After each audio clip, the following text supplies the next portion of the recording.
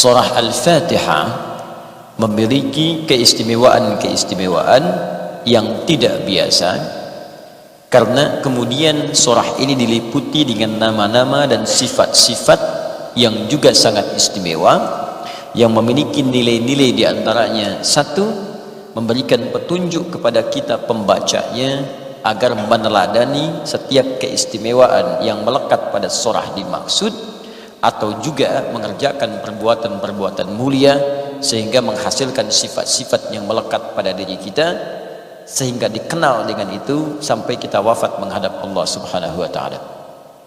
Yang kedua, seluruh kemuliaan yang melekat pada sifat ini juga menunjukkan fungsi surah itu dalam aktualisasi kehidupan, bukan sekedar menjadi bacaan.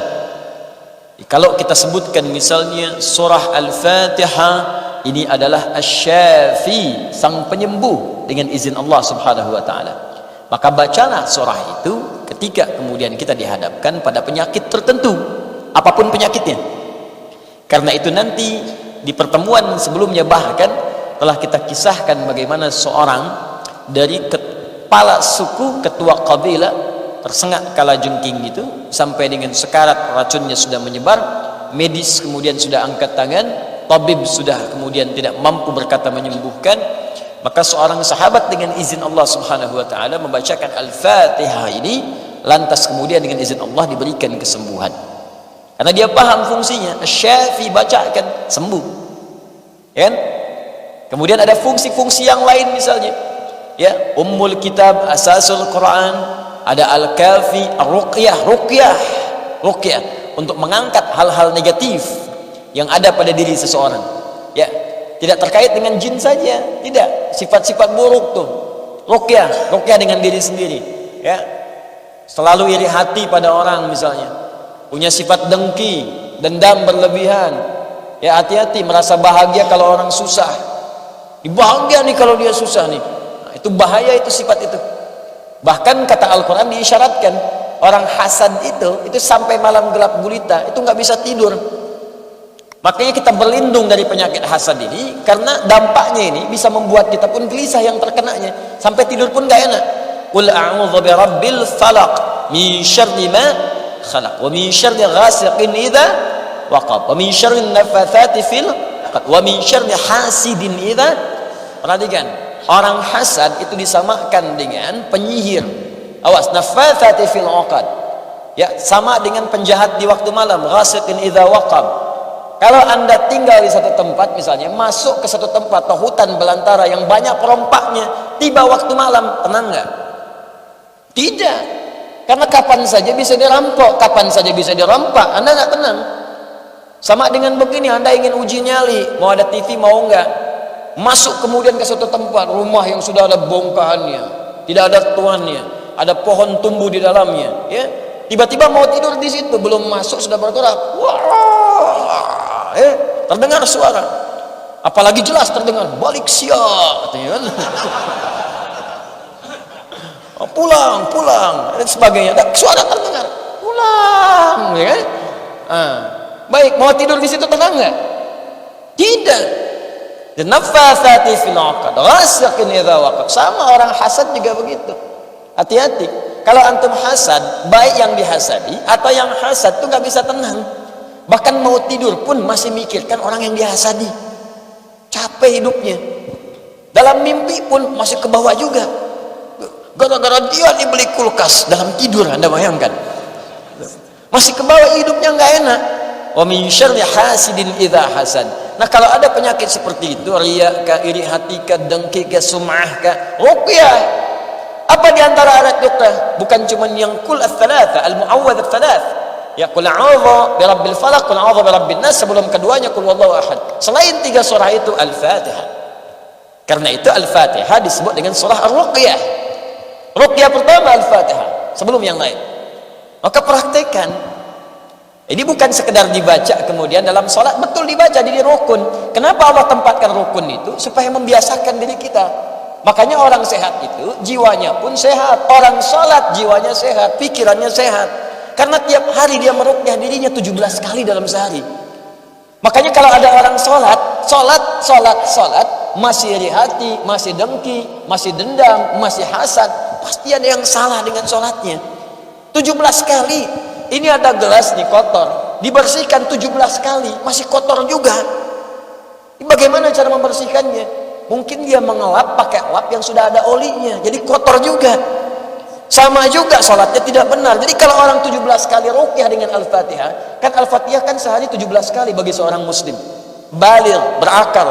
17 kali Anda mesti baca 17 kali. Jadi kalau 17 kali itu Anda bacakan masih sakit juga, ada yang salah di situ.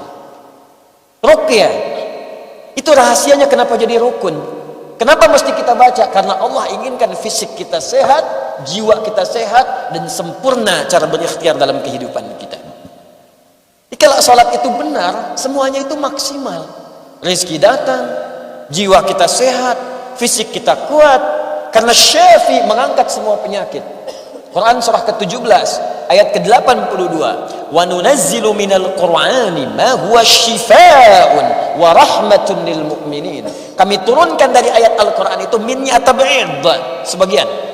Ada yang mengatakan istighraq semua ayat Al-Quran, tapi ada yang berpendapat sebagian ayat Quran bahkan surahnya ada yang menjadi syifa, penyembuh dari semua penyakit. Apa diantaranya? Langsung disebut oleh para ulama, Al-Fatihah. Al-Fatihah. Jadi kalau orang sholatnya benar, sehat dia, penyakit diangkat. Bahkan Masya Allah, ada sesuatu yang sulit pun berdoa bisa dikabulkan. Quran surah ketiga Al-Imran ayat ke-38-39. Ketika dalam sholat berdiri, minta kepada Allah, minta, begitu minta dikabulkan. Ya, minta, qala rabbi habli min ladunka dzurriyyatan thayyibah. Maka ia berdoa, Nabi Zakaria, ya Allah, mereka mengatakan aku enggak mungkin punya keturunan. Engkau tak punya batas, anugerahkan kepadaku ya Allah apa yang tidak ada batas pada dirimu. Engkau pasti mendengar doaku. Kalau yang pada maha mendengar saya tidak mengabulkan, lantas kepada siapa lagi aku mesti memintanya? Fanadatul malaikatu wa huwa qa'imun yusalli fil mihrab. Maka turunlah malaikat sedangkan beliau itu masih berdiri dalam salatnya di mihrab. Masih berdiri dalam salat. Kita salat, saat salat ditunggu oleh Allah dalam bacaan Al-Fatihah. Mau minta apa? Minta apa? Wa idza qala al-'abdu iyyaka na'budu wa iyyaka nasta'in, ketika hamba berkata iyyaka na'budu ya Allah, sekarang kami salat menyembahmu dan sekarang kami punya permohonan. Kata Allah, hadza baini wa baina 'abdi wa li 'abdi ma sa'al. Ini perjanjian antara aku dengan hambaku. Sekarang apapun yang hambaku minta, aku akan kabulkan kalau itu ia butuhkan. Al-Fatihah. Nah, jadi aktualisasi itu penting kita kemudian hadirkan dalam kehidupan, jangan sekedar jadi bacaan. Kalau cuma baca, anak kecil pun baca. Anak kecil banyak baca di sini bisa. Jangankan anak kecil, beo yang belum balik dan belum taklif dan nggak ada taklif bagi beo, ajarin Fatihah, baca dia. Bismillahirrahmanirrahim. Alhamdulillahi rabbil alamin. Beo. Jadi kalau cuma ada orang baca, nggak pernah diaktualisasikan maknanya, beo. Ya nggak ada bedanya. Apa bedanya? Maka kita kembalikan dalam kehidupan kita. Semua fungsi ini jangan cuma jadikan catatan. Catat, tulis, bikin status. Al-Fatihah itu asyifa. Tapi status selanjutnya, tapi kenapa ya pada diriku tidak berfungsi? Wah, tidak seperti yang aku kira. Berarti gagal. Dia nulis asyifa, tapi dirinya sendiri nggak merasakan syifa itu. Ya. Jadi teman-teman sekalian, ini keluarkan. Nah, sekarang persoalannya bagaimana kita mencerna semua ayat itu sehingga kalau kita bacakan betul-betul jadi syifa. Kan orang dulu sekali baca sembuh, orang sekarang 1000 kali nggak sembuh-sembuh, malah makin sekarat gitu kan. Apa yang salah? Orang dulu di ruqyah Al-Fatihah selesai, orang sekarang bacaan Al-Fatihah jinnya senang. Saya pernah dapat kisah nyata ini, langsung orangnya bilang ya, bahkan luar biasa ini, Ustaz, ada pegawai saya di toko pakaian kesurupan. Ya. Tapi ini menarik. Kesurupannya baca Al-Quran. Ternyata dilihat-lihat, ini pegawainya ini memang dulunya jarang sholat, jarang macam-macam. Ketemunya jin soleh. Masuk. Baca gitu. Itu ngerukainya susah, karena dibacain Fatihah malah senang jinnya. Anda bayangkan? Tapi pelan-pelan hilang dia. Begitu hilang, aduh kamu beruntung dia di sini nih, ketemu jin muslim. Ya, langsung diingatkan dan sebagainya. Jin aja ngajak kamu sholat, masa kamu yang manusia tidak? Coba kita cerna dengan baik teman-teman sekalian ya. Di sini kita punya tugas bagaimana mengaktualisasikan nama-nama ini supaya hadir dalam kehidupan kita, baik dalam konteks ibadah, benar bacaan Al-Fatihah saat salat, atau benar bacaan Al-Fatihah dalam konteks bacaan Al-Quran dan murajaah, atau juga dalam konteks yang lebih luas yaitu mengamalkan isinya dalam kehidupan sesuai dengan fungsinya.